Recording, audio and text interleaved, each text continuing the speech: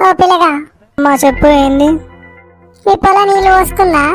మొన్ననే కాదమ్మా అడిగినావు, వారం అన్న అయిందా? అయ్యో పోసుకుందా లేదా అని అడుగుతున్నా.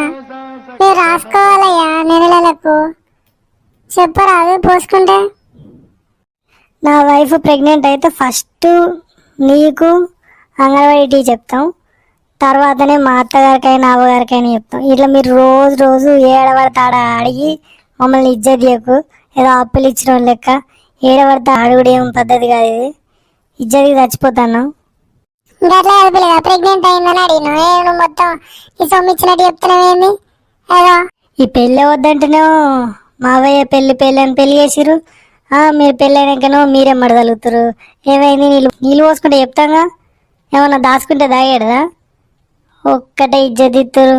ఏమన్నా క్రికెట్ స్టేడియం అనుకుంటారా? సిక్సర్ల మీద సిక్సర్లు, ఫోర్ల మీద ఫోర్లు కొట్ట నీకు. ఏమో నీ మాటలే ఉన్నాయి, పనితనం ఉందా లేదా? నమస్తే మేడం. నమస్తే. ఏమైంది? మీ వైఫ్ ఏమైనా గుడ్ న్యూస్ ఉందా? లేదు మేడం, ఇంకా లేదా? ఒకసారి చెక్ చేయించుకోపోయారు హాస్పిటల్కి వెళ్ళి. ఈమెకి ఎక్కడేం పని లేనట్టుంది, ఊకే న్యాయంబడి పడుతుంది. నీ ఫ్రెండ్ నీతోటే చేసుకుని ఆయన వైఫ్ ప్రెగ్నెంట్ అయింది. నీ వైఫ్ ఇంకా ప్రెగ్నెంట్ కాలేదంటున్నావు, దాస్తున్నావా లేకపోతే నిజంగానే కాలేదా?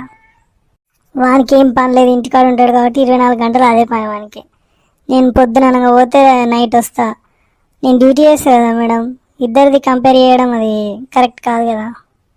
అవును, బట్ నువ్వు సాఫ్ట్వేర్ జాబ్ కదా, ఎంతసేపు ల్యాప్టాప్ ఉండడం వల్ల ఇట్లా ఏమన్నా ప్రాబ్లం ఉండొచ్చు మేబీ. ఒకసారి చెక్ చేయించుకుంటే బాగుంటుంది కదా. ఆల్రెడీ మీ మ్యారేజ్ అయ్యి 6 months అవుతుంది కదా. ఈమెకి ఎట్లా చెప్తే అర్థమవుతుంది? నడి రోడ్డు మీద నిలబడి అప్పులు ఇచ్చిన లెక్క ఒక్కటే ఇజ్జత్ ఇస్తుంది. సపరేట్గా బస్సు నచ్చలేదు, బస్సు ఎక్కిపోదాం అంటే. ఓకే మేడం, డెఫినెట్గా చెప్తాను కన్సీవ్ అయితే. సరే నేను వెళ్తాను.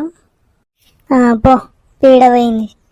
అబ్బా గడియ సేపు కూడా నిలబడని ఇస్తలేరా ఏడవ